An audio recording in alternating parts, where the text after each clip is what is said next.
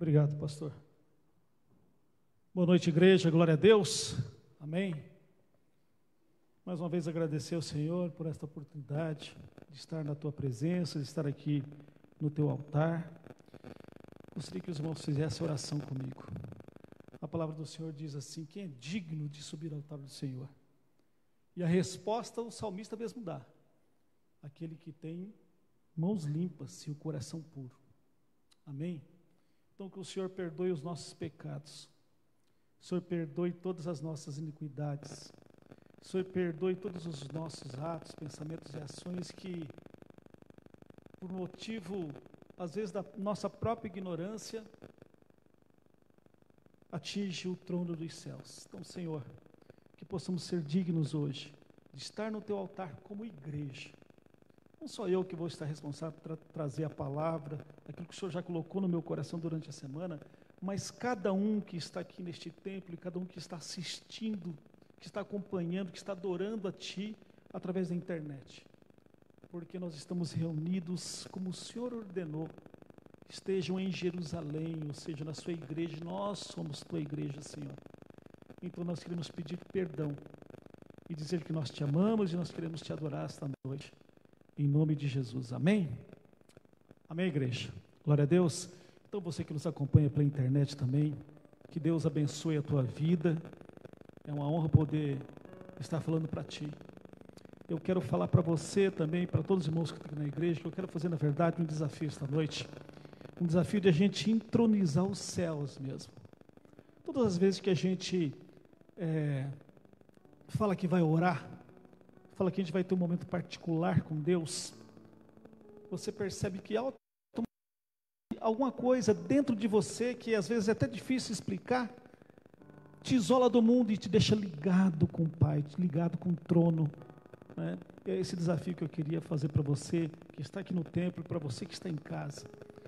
Eu queria compartilhar uma palavra que o Senhor revelou a mim. A palavra é essa mesmo, né? Em Oséias capítulo 4, 6, o Senhor fala que o povo dele padece por falta de conhecimento. E conhecimento do quê? Conhecimento da palavra de Deus. Os meus irmãos conhecem a minha caminhada. Desde muito cedo eu tinha essa vontade de responder esse chamado, né? E fui tentar buscar Deus nas religiões, passei por várias delas. Mas a partir do momento, lembro bem do dia, 5 de janeiro de 2014, quando eu tive um encontro especial com Deus, com o Senhor Jesus, tudo mudou. E eu passei a ter um relacionamento na palavra. E Paulo fala que aquilo de graça que ele recebeu, de graça ele deu. Então de graça a gente tem que dar. E Paulo falava disso, né? De que o Senhor Jesus teve um encontro com ele de Damasco, revelou para ele a palavra, deixou ele 3 dias e 3 noites nessa entronização, né? Até que Ananias foi à famosa rua direita, a casa, para poder orar, e os olhos dele, né, foram abertos, e a partir daí foi uma aventura a vida de Paulo, né? Aquele profeta, aquele discípulo, aquele servo do Senhor que pregou a graça, no entanto, não negou a palavra, o conhecimento. Então é isso que a gente precisa não confundir. A Bíblia não tem nenhum texto, não tem nada que esteja errado. Não é porque existe o Novo Testamento que o Velho está anulado de forma alguma. O próprio Senhor Jesus falou que Ele não veio anular nada, né? Mas veio testificar. E Ele é a palavra própria dita, né? Jesus é o verbo, Jesus é a palavra. E tudo fica muito simples quando a gente percebe que esse Deus que é relacional, que precisa se relacionar, Ele tem um jeito muito carinhoso e específico para relacionar comigo e com você, meu irmão, que é através da palavra. E uma outra coisa que eu queria abordar aqui, eu queria que você pensasse nisso. Quando a gente fala, vou à igreja, na verdade a gente vai ao templo como o povo antigamente ia à sinagoga, né? Hoje nós temos essa facilidade de estar todo dia na igreja, no templo, ou todos os domingos. Mas não é esta igreja que o Senhor vai buscar. Não é esta igreja que o Senhor quer que realmente ela esteja entronizada nele. A igreja que ele se refere na palavra é o templo que existe dentro de você. O Deus vivo vive dentro de mim e vive dentro de você. E ele se revela a cada dia. Então, por isso que é muito importante a gente também buscar esse Senhor na palavra, buscar esse Senhor nessa vida relacional. E aí tudo fica muito mais claro, tudo fica mais transparente, tudo fica mais tranquilo. E quando eu falo para vocês que eu queria fazer esse desafio hoje, eu queria que vocês tentassem acompanhar aquilo que o Senhor falou muito ao meu coração, né? O Senhor falou ao meu coração essa semana, de que nós devemos buscá-lo cada dia mais, para a gente poder viver o que Ele tem para nós. Viver. O Senhor tem promessas individuais, sabe? O ministério não foi dado somente ao pastor Edinho, à pastora Claudete, não. Deles foi dado o cajado, a responsabilidade de tocar, de pegar as ovelhas, de acompanhar, de fazer com que cada um compreenda o que realmente Deus quer com cada um de nós. Irmãos, e eu tenho para confessar para vocês o seguinte: a partir do momento que comecei a viver isso com Jesus, com o Espírito Santo, Rogerinho hoje cantou, eu te amo, Espírito Santo, eu te amo, Espírito Santo, e ele fez o desafio para a igreja. Quando foi a última vez que você falou isso? E é isso mesmo, é isso mesmo.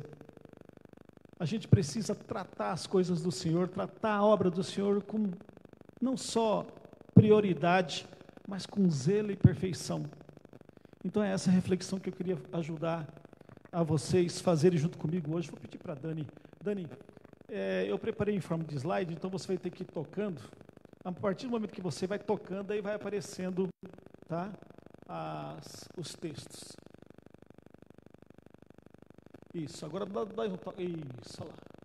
Então a nossa mensagem principal está nesse texto que está lá em Lucas, no capítulo 18, capítulo 3, né? Capítulo 3, 18, não, 13, 18 e 19, para você que está em casa, Lucas capítulo 13, versículo 18 e 19, é uma palavra conhecida, que é a parábola da semente da mostarda, que é o menor de todos os grãos, e que Jesus, ele teve aquela sacada, né, naquele momento, porque ele estava falando da comparação do reino dos céus, né, e ele comparou aqui a um campo que um homem encontrou uma pérola preciosa, ele vendeu tudo que tinha e foi lá comprar aquele campo, mas aí chegou um determinado momento que ele para, ele olha para os discípulos dele e olha para os doutores da lei, porque todo mundo estava querendo pegar ele numa contradição, ou ele estava sob ameaça o tempo todo, estava sendo vigiado o tempo todo, e aí ele fala: o que eu comparo ao reino dos céus? Ele disse, pois, 2 pontos, né, que Lucas retrata. Aqui é semelhante o reino de Deus, e aqui compararei. É semelhante a um grão de mostarda, que um homem tomou e plantou na sua horta, que cresceu e fez-se árvore, e as aves do céu pousaram nos seus ramos. Aleluia! Presta bem atenção nos detalhes que o evangelista, que o discípulo de Jesus chamado Lucas, né, escreveu, lembrando que isso foi escrito muito depois da ressurreição do Senhor. Lucas era médico, né, e ele escreveu isso. É uma retratação que ele faz daquela passagem que Jesus viveu com seus discípulos, sendo ameaçado pelos doutores da lei, sendo ameaçado pelos saduceus, sendo ameaçado pelos filósofos da época.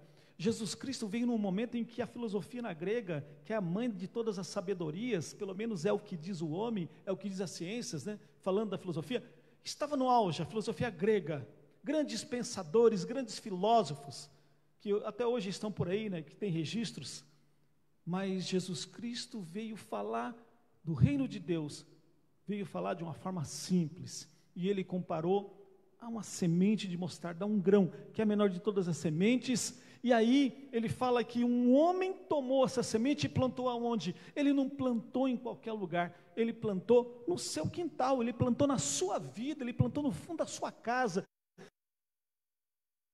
e para um objetivo, para ela tornar-se árvore.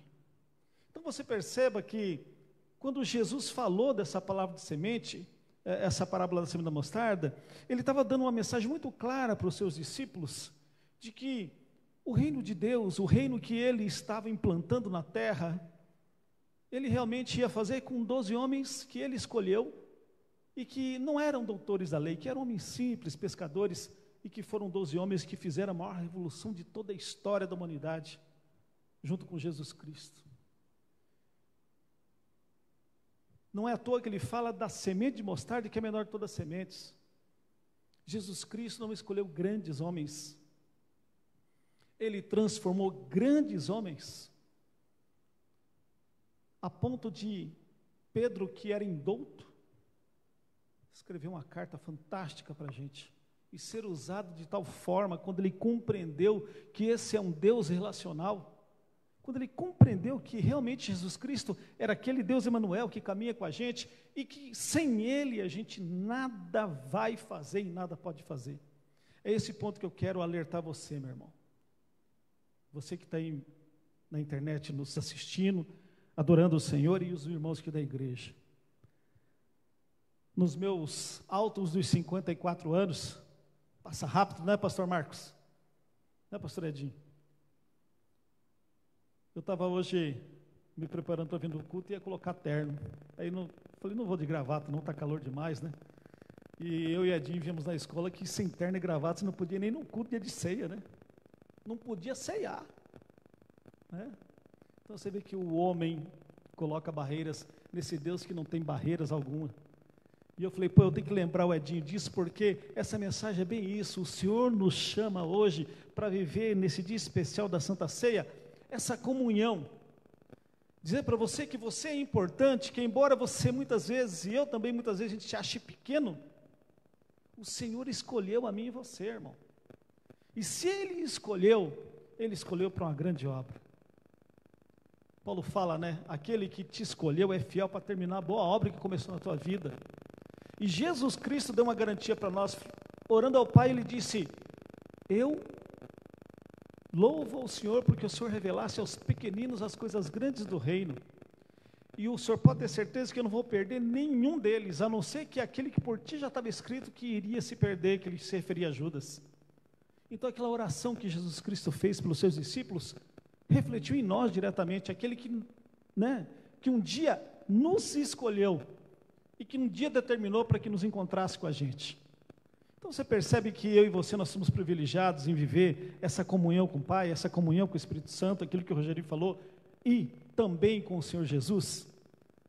Mas as coisas de Deus, que é preciosa, como a referência que eu fiz ao homem que encontrou uma pérola ao campo e vendeu tudo que possuía para comprar aquela pérola, para comprar aquele campo, é justamente esse sentimento que a gente precisa ter em relação às coisas de Deus. Dani, por favor, me ajuda lá. Mais uma. O reino de Deus, este chamado, essa resposta que nós temos que dar para o Senhor, e quando eu falo Senhor, eu falo Senhor Trino, o Deus no trono dos céus, o Espírito Santo e o próprio Jesus, ele não pode ser feito de qualquer forma, porque é um compromisso. E é essa alegoria que a Escritura dá, de que Cristo vem buscar sua noiva, ele faz uma relação com o casamento, né? Porque é fácil a gente entender o casamento como um compromisso, duas pessoas se conhecem, se amam e selam um compromisso de aliança, de fidelidade, de caminhar junto, de caminhar ao lado, na saúde e na doença, enfim, todo aquele juramento que você faz no casamento.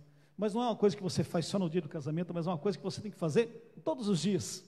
Temos um casal se preparando para casar na igreja, saiba vocês que o dia está chegando, né? E de que não vai mudar com magia, né? Esse compromisso é compromisso de coração. Ninguém vai estar vigiando vocês quando vocês estiverem de forma isolada, né? Vocês têm o livre-arbítrio, mas vocês têm uma aliança.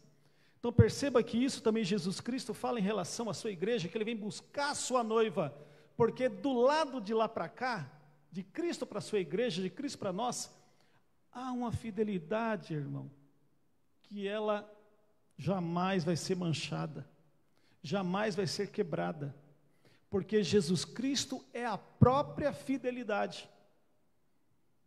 E isso requer da gente o quê? Uma resposta, um compromisso.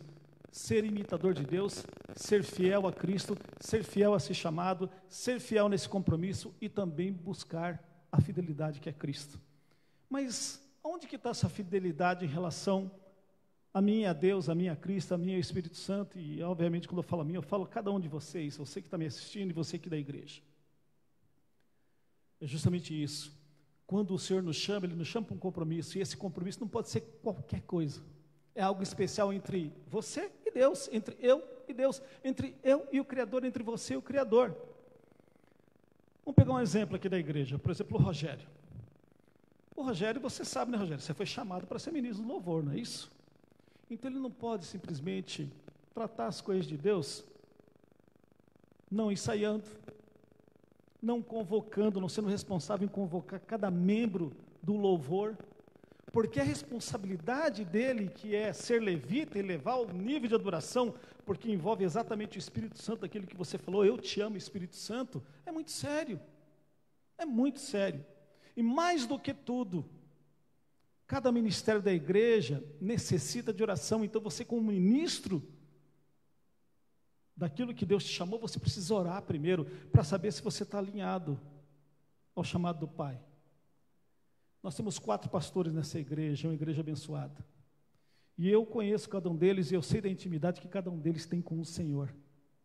E eu sei que todas as vezes que a gente sobe aqui, há uma responsabilidade muito grande sobre os nossos ombros, porque nós tentamos e buscamos passar para os irmãos e conduzir a igreja, trazer a igreja neste pensamento que o Senhor revela a nós. E o Senhor, irmãos, tem revelado ao meu coração que Ele espera mais de cada um de nós. Eu dei esse exemplo do Rogerinho na fidelidade, mas a fidelidade também como um reino dos céus. Quer ver uma fidelidade muito simples, com dízimos e ofertas. É uma coisa que é difícil de a gente tocar, de falar, não é? Mas eu entendia de uma forma, e ao longo da minha caminhada com Cristo, eu percebi e fui aprendendo, até um dia que me foi revelado, que foi revelação mesmo de missionários lá de Londrina e de Maringá, que vieram pregar aqui, e eu aprendi que, na verdade, quando a gente devolve o dízimo, ou devolve a oferta, né, ou oferta em si mesmo, a gente está tendo a oportunidade de semear na nossa própria vida. O Senhor não precisa definitivamente do nosso dinheiro. Não precisa. Muitas pessoas pregam muito lá em Malaquias 3:10, né? Trazei todos os dízimos à casa do tesouro, depois fazei prova de mim. E naquele contexto lá, o Senhor estava falando em relação à igreja que estava morrendo de fome.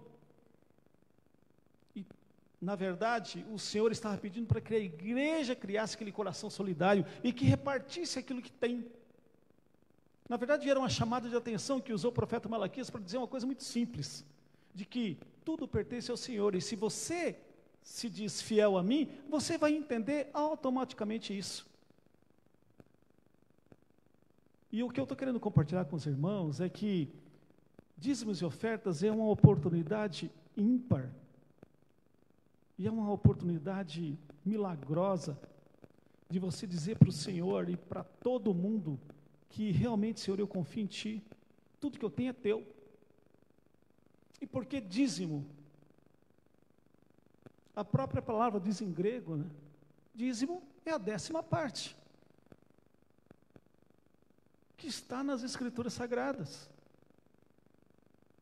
Começa lá em Gênesis, com Abraão, depois com Jacó, Gênesis 28, e aí em Levítico 27, fica mais claro ainda, aonde o povo hebreu pegava a 10ª parte da colheita dos grãos e consagrava ao Senhor. E vivia dos 90. Então você percebe que isso também refere-se a você tentar ser imitador de Deus e ser fiel, ou pelo menos tentar ser fiel como Ele é a própria fidelidade. Porque, irmão, eu posso enganar a mim mesmo, eu posso fazer qualquer coisa para os outros e enganar todos, mas eu não engano ao Senhor. Quando Jesus Cristo falou assim, se você realmente quiser ter comunhão com o Pai, tranque-se no seu quarto e fale em secreto com teu Pai, porque aquele que ouve em secreto te abençoa, porque o Senhor sonda os corações, meus irmãos. Então perceba de que se você não estiver devolvendo, ou se você não estiver entregando tudo ao Senhor, você está mentindo para você mesmo.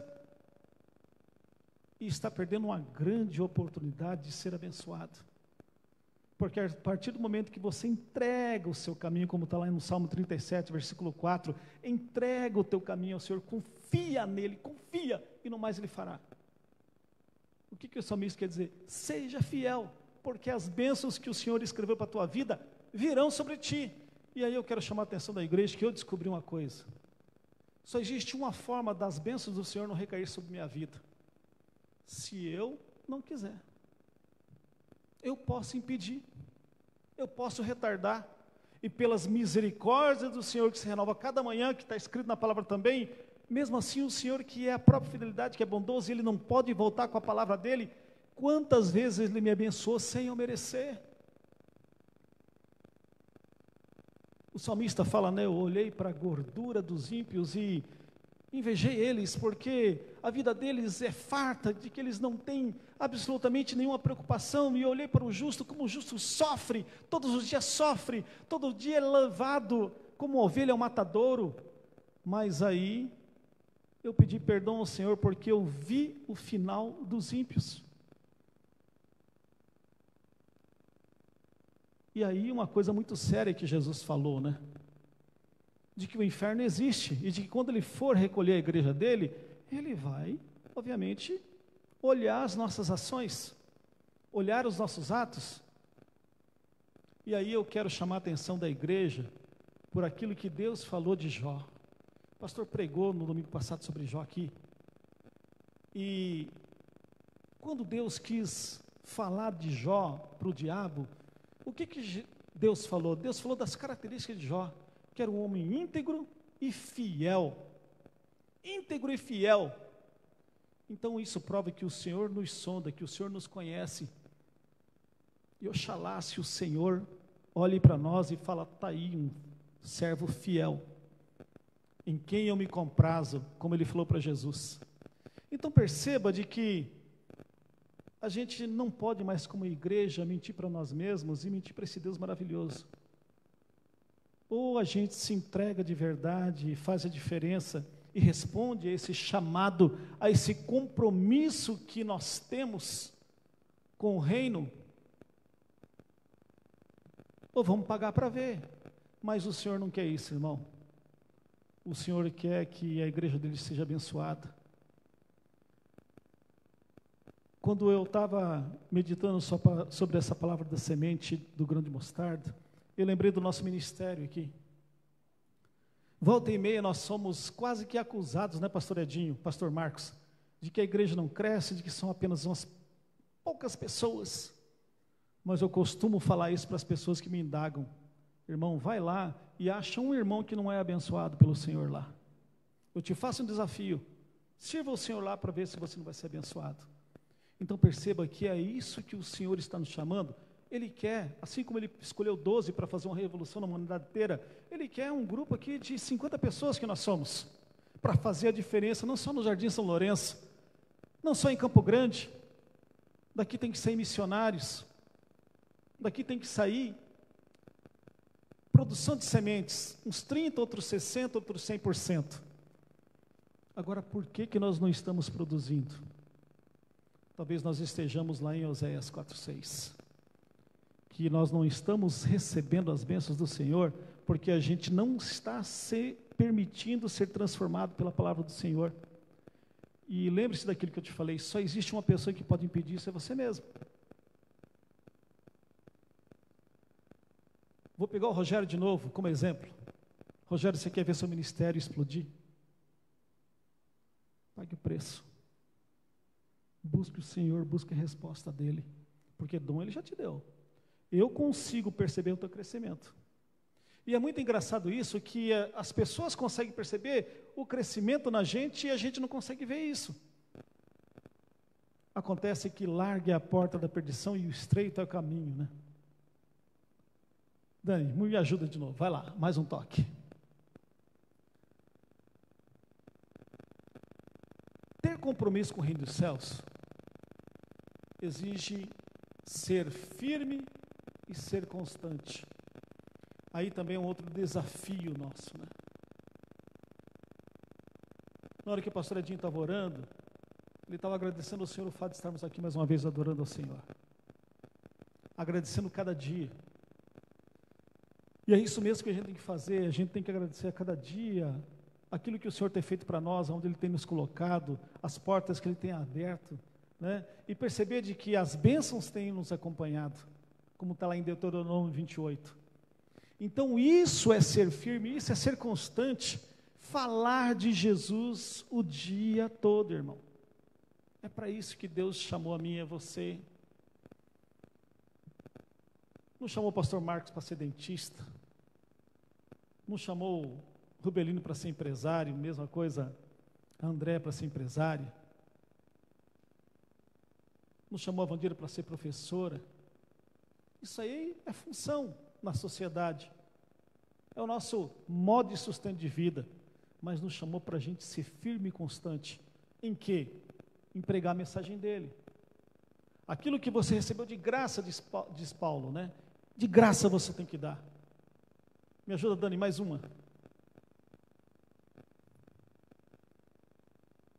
Ser honesto e transparente. Essa é outra característica do compromisso com o reino dos céus, com o reino de Deus. O que é ser honesto? Ser honesto não está relacionado à ética. Embora a ética seja uma parte importante da ciência, que trata do comportamento daquele que tem caráter, daquele que faz as coisas certas. Mas ser honesto na vida cristã é você ser imitador de Deus mesmo. Entender que tudo que você tem é do Senhor, depende dEle. E ser honesto consigo mesmo. Engraçado que quando a gente ora, quando a gente busca essa intimidade com Deus, você percebeu que a gente mais pede do que agradece? Porque nós somos uma infinitude de possibilidades. E cada vez que recebemos, queremos mais e mais. E Jesus falou assim, vocês não têm porque vocês pedem e pedem mal. Era disso que Jesus está falando. E Salomão na primeira, no sonho, ele respondeu de primeira e pediu sabedoria e teve tudo de Deus. Então você percebe que aquilo que está escrito em Osés, que eu falei, que a igreja padece, o meu povo padece por falta de conhecimento e conhecimento da palavra de Deus, é uma certeza também. Então você precisa, eu e você precisamos ser honestos e transparentes. De novo, vou pegar o dízimo. Se eu ganho 10 mil, 1.000 é do Senhor. Por que 1.000 é do Senhor? Porque é 10ª parte. Porque é primícias do Senhor. Lembre-se que em Malaquias 3,10 diz, trazei todos os dízimos, mas um versículo antes diz assim, que me roubais? Me roubais em dízimos e ofertas alçadas. Aqui, ó. Ser honesto e transparente. Se você diz que você confia no Senhor, se você diz que ama o Espírito Santo, se você diz que confia em Jesus e que tudo que você tem é Jesus que deu, você não vai ter menor dificuldade em ser honesto e transparente, principalmente com os dízimos e ofertas. Percebe, irmão? A oportunidade que Deus dá para você ser abençoado, porque aquilo que é teu, o inimigo jamais rouba. Eu aprendi com o pastor Edinho. Vou falar isso, Edinho, se me permite, né? O Edinho tem o seguinte pensamento, que se o Senhor liberou a bênção para você, você pode descansar, porque ninguém vai te roubar. Não é, Edinho? E às vezes a gente de forma egoísta tenta segurar isso também. Então eu percebi, irmãos, eu tenho sido abençoado. Eu quero dar um testemunho para vocês aqui, exemplo mesmo, de como eu fui abençoado nesse ministério. Cheguei nesse ministério num deserto terrível. Coisa que nunca falei, nunca tive a oportunidade de falar, vou falar aqui para vocês. Os meus pastores, que viviam do salário dessa igreja, eles repartiam comigo o que eles recebiam. Cuidaram de mim. Cuidaram de mim. Um prato de comida, dinheiro. O pastor Edinho chegou a primeira vez na minha casa e falou assim: ó, Edson, eu tenho R$50, lá é pouco, mas se você quiser, está aqui. E eu peguei, porque eu entendi o que era viver da dependência do Senhor, e eu entendi também do meu pastor que era cuidar da ovelha, e foi uma grande lição para mim.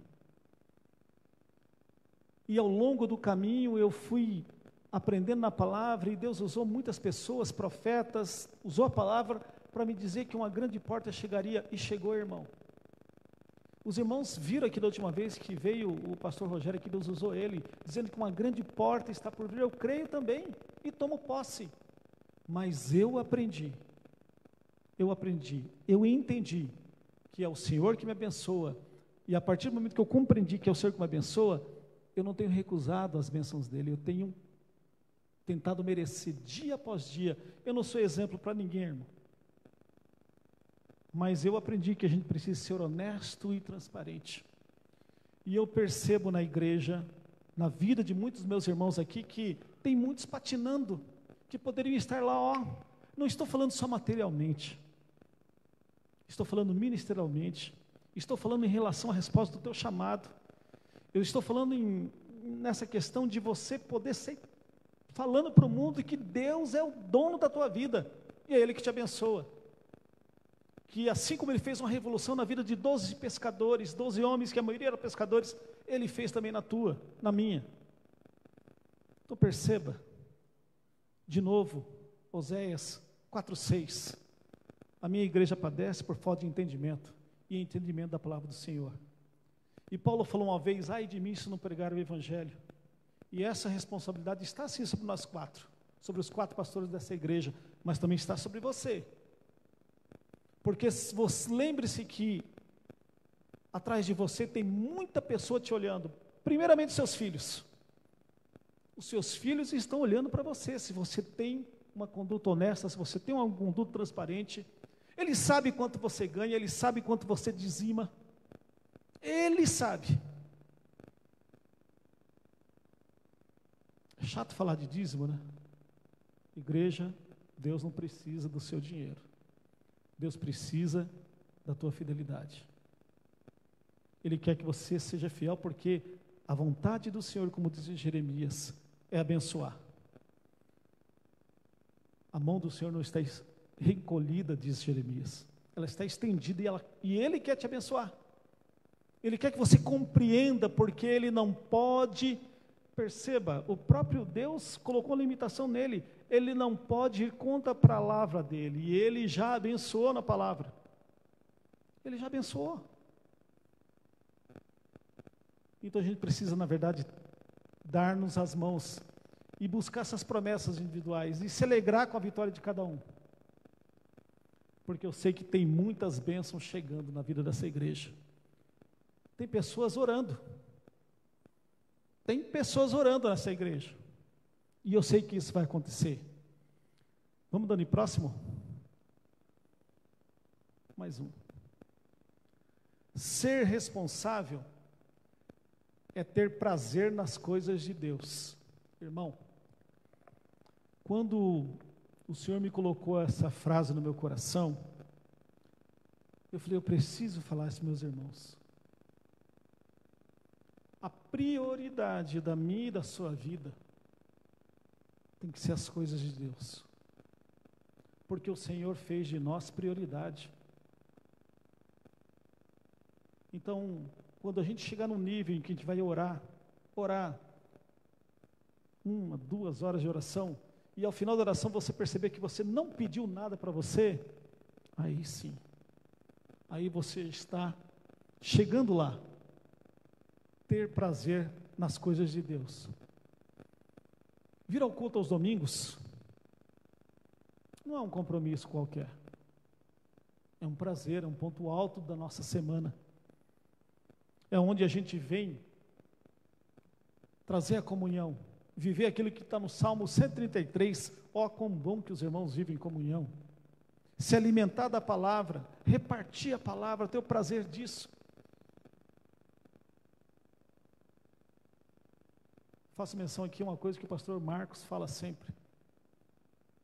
O pastor Marcos ama pregar, e ele tem prazer nisso. É isso aí, ó. A vida dele se resume a isso. É exatamente aqui que ele é feliz. Aonde você é feliz? Aonde? Então isso tem que ser prioridade na minha e na sua vida.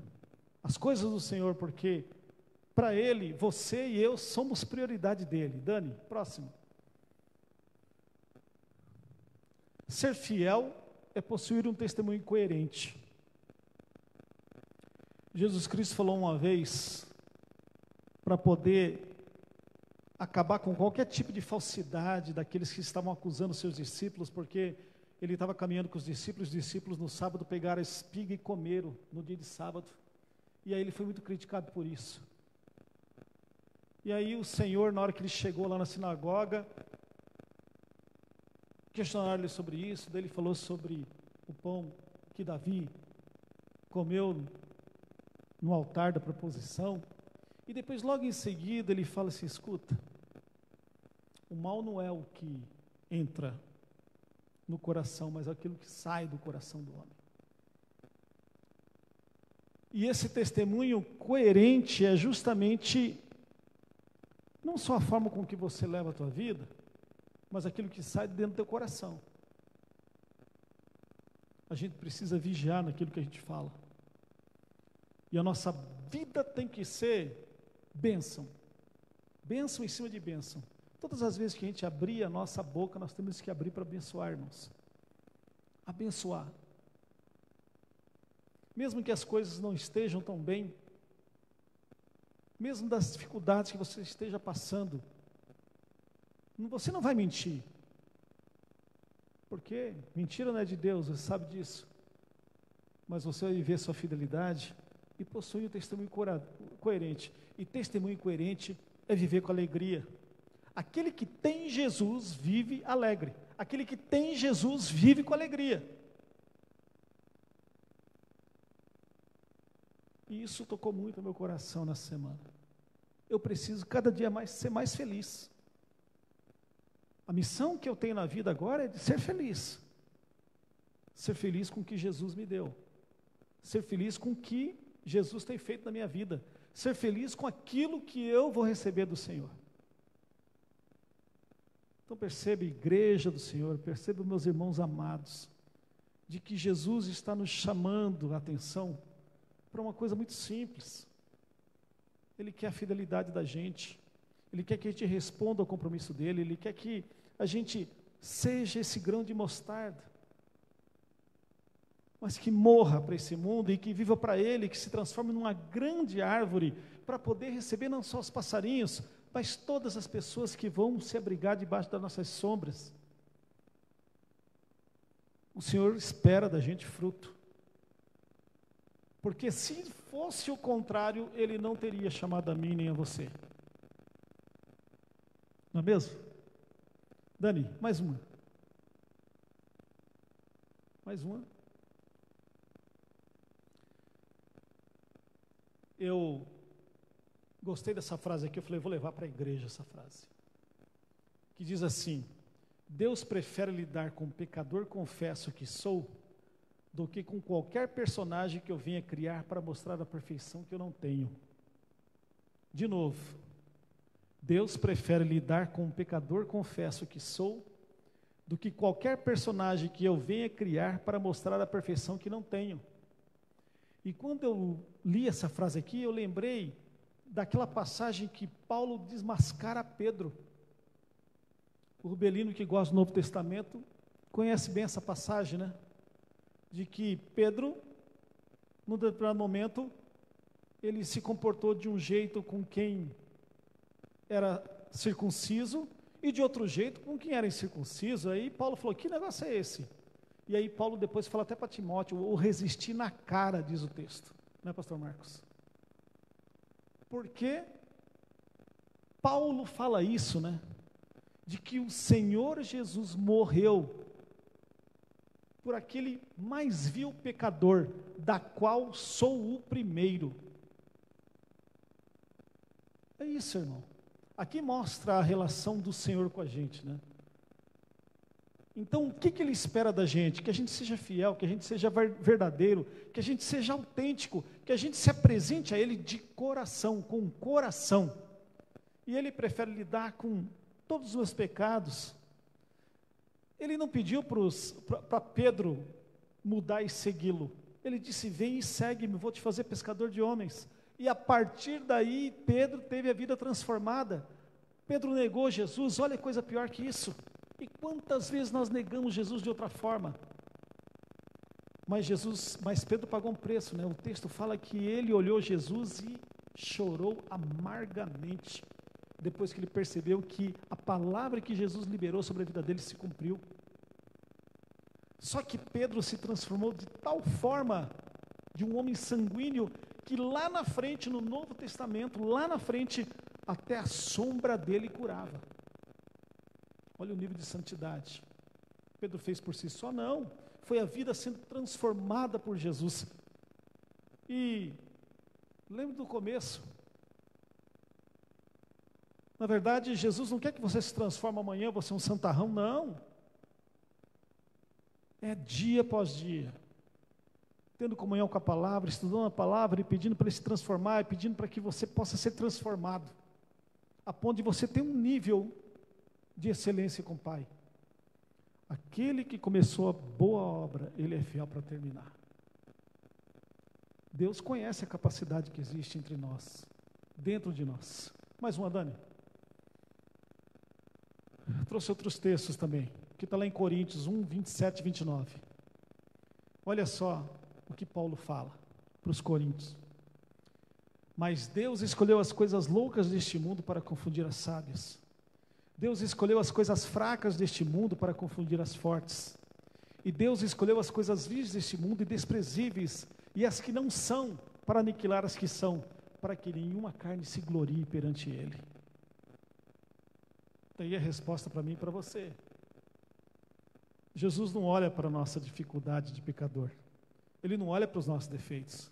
Ele olha para aquilo que nós temos capacidade de nos transformar. E você pode ter certeza que Ele escolheu você, que é uma coisa louca deste mundo, para confundir as sábias. Deus escolheu as coisas fracas deste mundo para confundir as fortes. Olha a semente do grão de mostarda aí, que germinou, se transformou numa árvore frondosa a ponto de abrigar as aves do céu. Percebe, irmãos? Vamos próximo, Dani. Estamos terminando já. 2 Coríntios 4,16. Por isso não desanimamos, embora exteriormente estejamos a desgastar-nos, interiormente estamos sendo renovados dia após dia. Creia nisso, irmão. Você não é a mesma pessoa de ontem. E você certamente vai sair desse local hoje, porque eu sei que a palavra vai te impactar e vai te encorajar para você melhorar e ser mais fiel, entregar mais sua vida. Eu e você, nós vamos sair aqui diferente, a ponto de entender que o Senhor quer se relacionar conosco, de que quer mais compromisso nosso, e de que nós vamos nos esforçar para ter mais compromisso, de que nós vamos nos esforçar para realmente tratar as coisas de Deus como devem ser tratadas, com zelo, com dedicação, com prioridade. Engraçado que nós queremos as bênçãos do Senhor, né? Mas não queremos o abençoador. E querer o abençoador é ser fiel. Querer o abençoador é confiar. Querer o abençoador é se entregar. Querer o abençoador é ser imitador de Jesus Cristo. A ponto de a gente viver aquilo que Paulo falou, já não sou eu mais que vivo, mas é Cristo que vive em mim. É isso, irmãos. É essa a nossa meta. Dani, mais um. Olha o que disse o John Owen. John Owen foi um teólogo puritano, pastor Edinho. Puritano. E ele diz assim, que nós somos chamados a um compromisso com o reino pela oração. O Espírito Santo incomodou o pastor Edinho, enquanto nós caminhávamos, há uns 15 dias atrás, ele falou assim, eu vou colocar um desafio para a igreja. E o desafio foi lançado. Eu confesso que eu não orei o tanto que eu devia ter orado. Mas o desafio ainda continua. O pastor desta igreja pede para que a igreja ore. Quais são os motivos da oração? Principalmente esse que nós mencionamos hoje. Se você não tem motivos para orar, ore para que você tenha maior intimidade com o Pai. Ore para que você viva o que está em Oséias 4:6, que Ele te dê entendimento cada dia mais da palavra, para que você possa gozar das maravilhas que Ele tem para te entregar, das promessas que Ele tem só para você. Você é o filho amado dEle, você tem um nome. O fato de ninguém ter uma digital igual a tua é sinal de que você é um projeto do Senhor. É tremendo isso, 7 bilhões de pessoas, ninguém tem a digital igual a tua. Perceba que o Senhor te fez como uma semente, e Ele espera que você seja a semente de mostarda, pequenininha, mas que vai se transformar numa grande árvore, que vai dar sombra, que vai poder ceder os seus galhos para que os ninhos façam, para que as aves façam ninhos, para que os homens descansem debaixo dela. Agora essa frase aqui me impactou, e eu queria que você pensasse nisso, porque revela bem aquilo que eu quero passar para você e para mim essa noite. Aquilo que somos em particular com Deus, está errado aí, né? Aquilo que somos em particular com Deus é o que, eu digitei errado ali, é o que verdadeiramente somos. Olha só, aquilo que somos em particular com Deus é o que verdadeiramente somos. Então você pode enganar até para você mesmo, mas para o teu Criador é impossível se enganar. Você lembra aquela passagem que Jesus encontrou o jovem rico? E ele chegou para Jesus perguntando, mestre, o que eu hei de fazer para ter a vida eterna, para garantir a vida eterna? Ele falou, Jesus olhou para ele, viu que ele já era sábio e falou, você sabe o que tem que ser feito. Honra o teu pai e tua mãe, obedece aos mandamentos, barará. E ele falou assim, eu tenho observado isso desde a minha infância, porque ele era cristão. Mas Jesus, nesse momento, olhou para o coração dele e a palavra diz assim, e Jesus o fitou e o amou. É assim que Jesus olha para a gente, todos os dias. E aí ele revelou para aquele jovem, uma coisa te falta. Vai, vende tudo que tem, doe aos pobres, depois vem me segue, que herdarás uma fortuna no céu. O que Jesus falou para aquele jovem disse, e está dizendo para nós hoje? De que sem Ele, nada o que nós tivermos é nada. Com Jesus, o que nós tivermos é tudo. Então este é o nível de entrega que Jesus espera de mim e de você, meus irmãos. Que realmente vivamos isso, vivamos essa entrega total. E que possamos ser espelho para as outras pessoas, que possamos ter testemunhos coerentes, que podemos levar alegria, que possamos viver realmente o nosso chamado. Um chamado de amor, um chamado de alegria. Última cartela, Dani. Acabou? Ah, tá. Está lá em Efésios 5:1. Portanto, sejam imitadores de Deus, como filhos amados. E ser imitador de Deus é ser fiel, é ser transparente, é ser honesto, é ter compromisso, é amar as coisas de Deus, é dar prioridade às coisas de Deus, é ser cristão. Lembre-se que nós temos uma marca, cristão, ou seja, aquele que segue a Cristo. O que eu e você estamos fazendo com esse chamado? É esta reflexão que eu queria deixar para vocês essa igreja, essa noite, amém? Eu vou rolar um vídeo aqui que vocês certamente já viram. Interessante que esse vídeo foi feito na China, onde muitos ainda não conhecem Jesus. Mas o conceito desse vídeo, eu tenho certeza de que quando ele foi produzido, ele não foi produzido querendo dizer assim, olha, sejam imitadores de Deus. Na verdade, ele está querendo dizer assim: semeie coisas boas, semeie a generosidade, que você vai colher isso. Até mesmo quem não adora a Deus consegue compreender isso. Então, é isso que o Senhor quer da gente hoje. Que a gente seja transformado dia após dia. Que a gente possa viver o conhecimento que tem na palavra dEle, nessa relação entre eu e o Pai, entre eu e Ele, entre eu e meu chamado. Sendo eu jovem, sendo eu homem e mulher, sendo eu velho, sendo eu adulto, sendo eu pai, sendo eu filho, sendo eu. Amém? Você que está assistindo e acompanhando a gente pela internet, que essa palavra que está lá em Lucas, da semente de mostarda, possa fazer um efeito no teu coração como fez no meu, como está fazendo da igreja agora. De que a gente possa ser uma pequena semente que possa transformar numa árvore frondosa para o reino do Senhor. Vamos acompanhar então esse vídeo.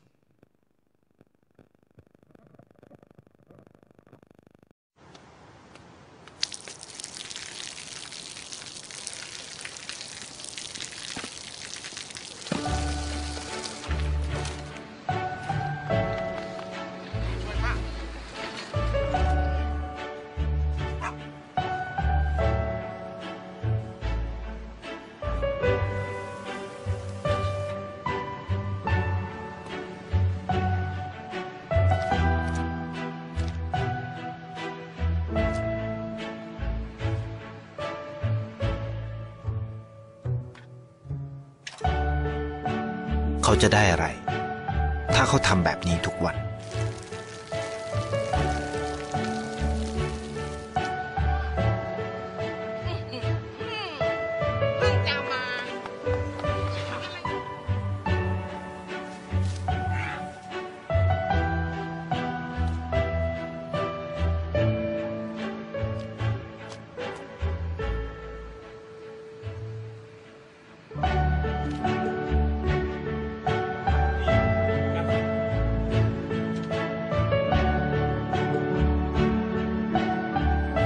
เขาจะไม่ได้อะไรเลยไม่ได้รวยขึ้นไม่ได้ออกทีวีไม่มีใครรู้จักไม่ได้มีชื่อเสียงที่มากขึ้น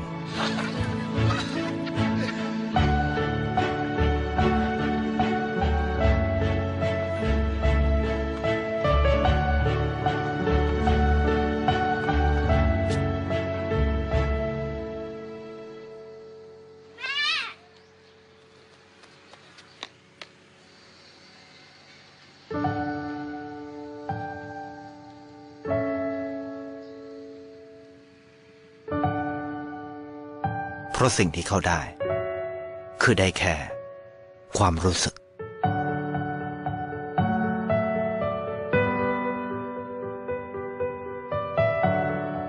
ได้เห็นความสุข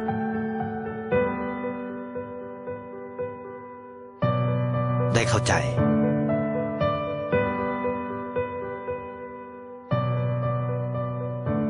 ได้ความรักได้ในสิ่งที่เงินซื้อไม่ได้ได้โลกที่สวยงามกว่าเดิม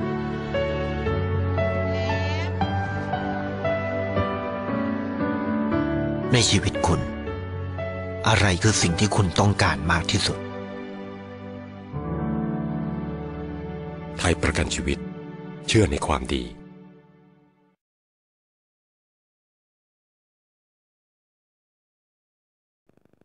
Mas a mensagem que eu queria trazer para você desse vídeo é: faça a diferença. Faça, aceite esse desafio do Senhor. Onde for que Ele te plantar, no condomínio, onde você mora, no local onde você trabalha, na tua igreja, na igreja do Senhor, no reino dEle, compromisso com Ele, porque Ele tem compromisso com você. Amém? Pastor Edinho, muito obrigado pela oportunidade.